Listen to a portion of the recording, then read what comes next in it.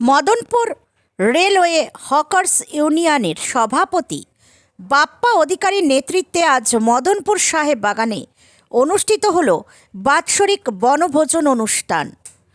উপস্থিত হয়েছিলেন কল্যাণী শহর আইএনটিটিউসির সভাপতি মিন্টু দে, বিশিষ্ট সমাজসেবক বিশ্বজিৎ দাস সহ একাধিক ব্যক্তিত্বেরা।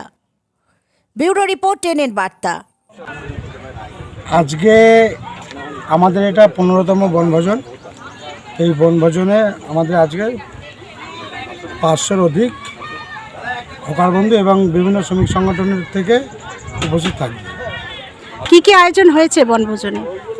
বনভোজনে আমরা শ্রমিক বন্ধুদের নিয়ে চলি এবং খুব সাধারণ মানের খাবার আমরা করেছি, যাতে সবাই আনন্দের সহিত খাওয়া দাওয়া করে। আমরা তো জানি আপনি প্রত্যেক বছর শুধু বনভোজন নয়, অনেক রকম অনুষ্ঠানেরই আয়োজন করেন, সেগুলো যদি একটু বলেন। দেখুন, আমি প্রত্যেক বছর না, প্রতি মাসেই আমার কোনো না কোনো কর্মসূচি থাকে। বিশেষ করে খাওয়া দাওয়ার প্রোগ্রামটা আমি প্রতি মাসেই করি। যেমন আগামী মাসে আমি কিছু মা এবং মাসিদের নিয়ে একটা অনুষ্ঠান করব, খাওয়া দাওয়ার অনুষ্ঠানই। এবং সারা বছর রক্তদান, বছরে 5 থেকে 6 বার বস্ত্রদান, পুজো, ভোগ বিতরণ, আমি বিভিন্ন সময় বিভিন্ন অনুষ্ঠান করে থাকি।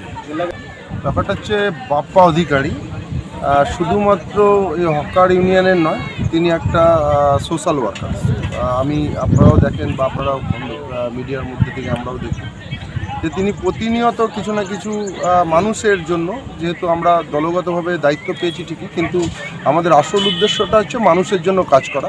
সেটা বাপ্পা অধিকারী অবশ্যই একটা দৃষ্টান্ত রেখেছে মদনপুরের হকার ইউনিয়নে, যিনি দায়িত্ব পেয়েছেন এবং এই ব্লকের আইএনটিটিসির সহসভাপতিও বটে। আজকে অবশ্যই প্রত্যেক বছরই বলা হয়, কিন্তু প্রত্যেক বছরে আমার বিভিন্ন কর্মকাণ্ডের জন্য আসা হয় না, কিন্তু এবছর স্পেশালি এসে একটা বনভোজন বলতে নয়, একটা শ্রমিকদের একটা মিলন উৎসব আমার এটা মনে হয়েছে।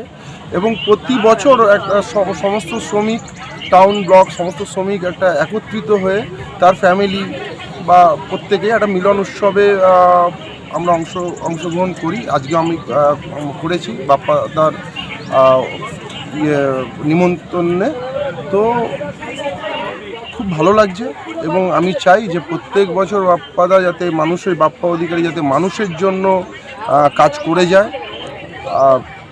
আর পাশাপাশি হচ্ছে প্রত্যেক বছর আমরা অবশ্যই আসবো, এসে এই উৎসবটা যাতে মিলন উৎসবে পরিণত হয় সেই আশাই রাখি। অসংখ্য থ্যাংক ইউ।